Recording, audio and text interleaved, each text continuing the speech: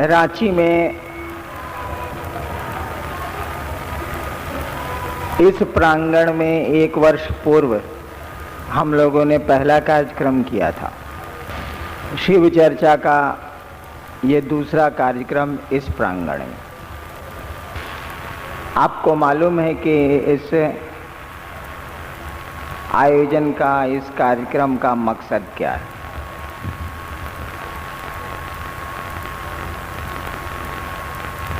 इस कार्यक्रम के माध्यम से या इस महोत्सव के द्वारा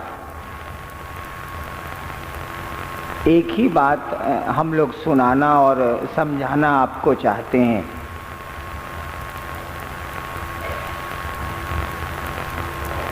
कि भगवान शिव की पूजा तो सदियों से, वर्षों से, हजार वर्षों से हमारे आपके घरों में होती चली आई।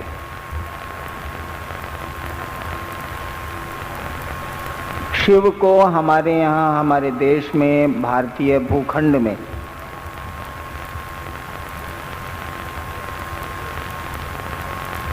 ईश्वर समझा गया है और ठीक इसके उल्टा ईश्वर को शिव समझा गया है। बहुत लोग कहते हैं कि ब्रह्मा, विष्णु, महेश, लेकिन शिव की कल्पना केवल महेश के रूप में नहीं है, महेश्वर के रूप में। और यहाँ जिस शिव की चर्चा हम लोग करने आए हैं वो महेश्वर शिव की चर्चा करने आए हैं, ईश्वर शिव की चर्चा करने आए हैं। वह शिव जो केवल सृष्टि का लय करता है, वह शिव जो सृष्टि के विनाश का देवता माना जाता है, मात्र उस शिव की हम लोग चर्चा करने नहीं आए, नहीं बैठे। हम लोग उस शिव की चर्चा कर रहे हैं जो ईश्वर है और जिसकी इच्छा से उत्पत्ति, स्थिति और लय तीनों का क्रम पल प्रतिपल चल रहा है। उसी शिव को गुरु मानने की बात यहाँ कही जा रही है और कही जाएगी। शिव का अर्थ आपको ये अपने दिमाग में स्पष्ट कर लेना चाहिए कि हम लोग उस शिव की बात कर रहे हैं, उस परमात्मा की बात कर रहे हैं जिसको ईश्वर और महेश्वर कहा गया है। ये जो आप महादेव के रूप में देवघर में पूजते हैं शिव को, या शिव मंदिरों में पूजते हैं, या अन्य स्थानों पे शिव पूजे जाते हैं, या वही शिव है जो ईश्वर है। लेकिन ईश्वर का वह देवत्व स्वरूप है।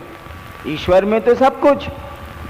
आप जानते हैं कि शिव की पूजा में दुर्वासा जैसे ऋषि भी पैदा हुए, शिव की पूजा में बड़े बड़े संत भी पैदा हुए, शिव से जुड़े लोग रहे हैं जो बहुत क्रोधी हुए हैं, कपालिक संप्रदाय चला है। शिव की पूजा से जुड़े हुए लोग श्मशान की साधना से भी जुड़े रहे हैं। वो शिव का दूसरा स्वरूप है। एक आदमी के बहुत से स्वरूप होते हैं। आप ही पिता हैं, आप ही भाई हैं, आप ही पति हैं, आप ही पुत्र हैं। ठीक उसी तरह से जिस शिव की पूजा, जिस शिवलिंग को शिव का स्वरूप मान के हम आप जल चढ़ाते हैं, या वही शिव है जो ईश्वर के रूप में माना जाता। तभी वह सब कुछ देता है। आप थोड़ा सा ध्यान दीजिएगा तो आपको पता चलेगा। आप किसी ज्योतिषी के पास चले जाइए, अपना होरोस्कोप, अपना वो जन्म कुंडली अपनी लेके चले जाइए, और अगर कहीं कोई मार्केश है या कोई दुर्योग है आपके टीपन में,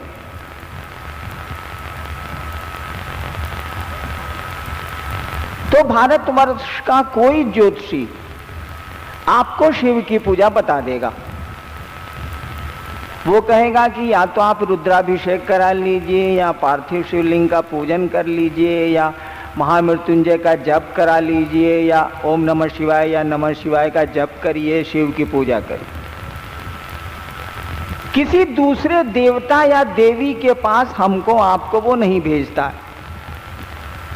यह बात बहुत गौर करने की है। भारतवर्ष में तो कई देवता, कई देवियां, लेकिन कोई एस्ट्रोलॉजर आपको रेफर करेगा तो गड़बड़ी होने पर कहेगा कि आप शिव की पूजा करिए।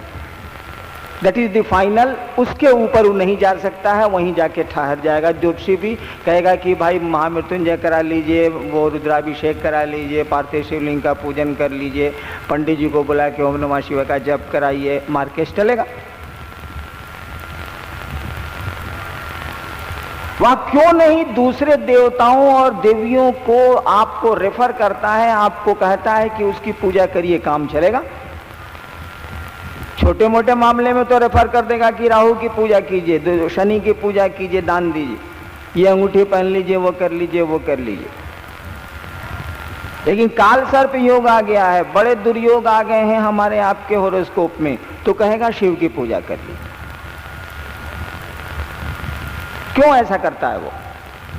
आप भी ज्योतिषी इसमें बहुत गुरु भाई हैं, हम लोगों ने भी ज्योतिष विद्या सीखी। क्यों ऐसा करते हैं हम लोग? इसीलिए करते हैं कि वही शिव जो है, जिसकी पूजा आप करते हैं, जिसका रुद्राभिषेक करते हैं, जिसका वो मंत्र जपते हैं आप, वह शिव ईश्वर की अवधारणा, वह शिव ईश्वर का ही नाम है। और ईश्वर से तो बड़ा कोई देवता नहीं होता, ईश्वर से ऊपर तो कुछ भी नहीं है। तो वह शिव जितना दे सकता है, जितना कर सकता है, वो जीवन दे सकता, दूसरे नहीं दे सकते। दूसरे देवताओं की क्षमता से बाहर है, क्योंकि बहुत सारे देवता तो धरती पर आए और खुद ही शरीर छोड़ना पड़ा उनको। इसीलिए ज्योतिषी आपको शिव के पास भेज देता है कि वो तो ईश्वर का नाम है, वो तो ईश्वर की प्रतिमूर्ति है, वो तो ईश्वर हैं। इसीलिए जाइए, आप ईश्वर की पूजा करिए, जिसको आप शिव समझते हैं वही ईश्वर है, और वहीं से आपका निदान हो सकता है, नीचे नहीं हो सकता। बासुकीनाथ चले जाइए, देवघर चले जाइए, यानी शिव के पास आपको रेफर कर देगा। मैं आपसे कह रहा था, हम लोग भी उसी शिव की बात कर रहे हैं जो आपके घरों में महादेव के रूप में पूजा जाता है। और आपके घरों में जो शिव पूजे जाते हैं हजारों वर्षों से, वो वही शिव हैं जो ईश्वर हैं। वही ईश्वर है जो शिव के रूप में पूजा जाता है, जिसकी इच्छा से समस्त सृष्टि की उत्पत्ति, स्थिति और लय का क्रम पल प्रतिपल चल रहा है। पल पल चीजें पनप रही हैं, रह रही हैं और टूट रही हैं। वही ईश्वर है, वही शिव है। जब ईश्वर की बात कही जा रही है, जब शिव का नाम ईश्वर का नाम शिव है, तो सब कुछ वही दे सकते हैं, ज्ञान भी वही दे सकते हैं। ज्योतिषी भी आपको मांगने के लिए कहते हैं तो कहते हैं शिव के पास चले जाइए, बेटा चाहिए तो, सुख चाहिए तो, रोग से निदान चाहिए तो। बहुत ऊपर का मामला है तो शिव के पास जाइए, नीचे का मामला है तब तो इधर उधर से भी हो जाए। हम लोग कह रहे हैं कि उस शिव को जो ईश्वर है, सच पूछिए तो ईश्वर का नाम ही शिव है। हमारी आध्यात्मिक धारा में ईश्वर के लिए, महेश्वर के लिए शिव शब्द का प्रयोग हुआ। हम लोग कह रहे हैं कि आपको तो पहले से पता है कि ये गुरु हैं, आपको तो पहले से पता है कि ये देवाधिदेव हैं, ये आपको पहले से पता है कि ये मृत्युंजय हैं। सब कुछ के लिए इनके पास आप चले जाते हैं। आप जानते भी हैं कि बड़ी आसानी से दे देते हैं। अगर कुछ चीजें चढ़ती भी हैं तो ऐसी चीजें चढ़ती हैं जिसको जानवर भी नहीं खाते। वो क्या, धतूरा चढ़ता है और बेल का पत्ता चढ़ता है, जानवर भी नहीं खाते। यानी जो सहजता से उपलब्ध है वही उनको पूजा के रूप में हम आप समर्पित करते हैं। हम लोगों ने कहा कि आपको भाई पता है न कि ये गुरु हैं। जब मैं मधेपुरा में मैंने शुरू किया ये कहना कि भैया महादेव गुरु हैं, जरा जांचिए तो उनको कि गुरु हैं कि नहीं, और गुरु को जांचने के लिए तो शिष्य होना होगा। शिष्य बनिए, शिष्य का भाव दीजिए।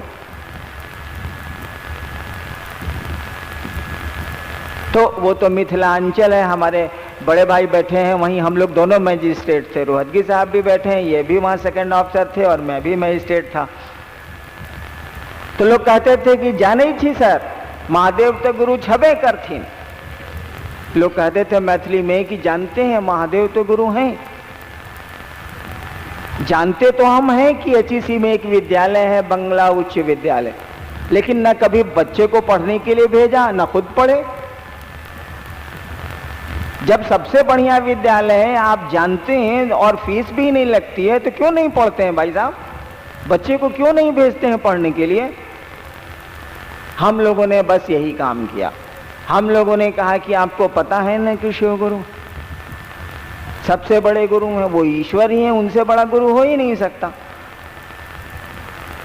हम लोगों ने कहा कि जब गुरु हैं तो जरा जुड़ के देखिए, तो गुरु से तो जब कोई जुड़ेगा तो शिष्य के रूप में जुड़ेगा, वकील से जुड़ना होगा तो क्लाइंट के रूप में जुड़ना होगा, डॉक्टर से जुड़ना होगा तो रोगी के रूप में जुड़ना होगा, या रोगी को लेके जाना होगा इलाज कराने के लिए। डॉक्टर पिता होगा तो पुत्र से जुड़ेगा, लेकिन डॉक्टर की कुर्सी पर तो रोगी से जुड़ेगा।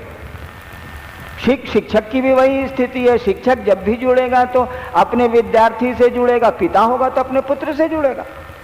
वही शिक्षक जब किसी का पुत्र होगा तो पिता से जुड़ेगा, लेकिन शिक्षक मात्र शिक्षक के रूप में तो विद्यार्थी से जुड़ेगा। ठीक उसी तरह से वह शिव महादेव के रूप में पूजा करने वालों से जुड़ेगा, जो उसको प्रसन्न कर लेंगे उनसे जुड़ेगा। देवता का अर्थ ही होता है देने वाला, दानव का अर्थ ही होता है लेने वाला।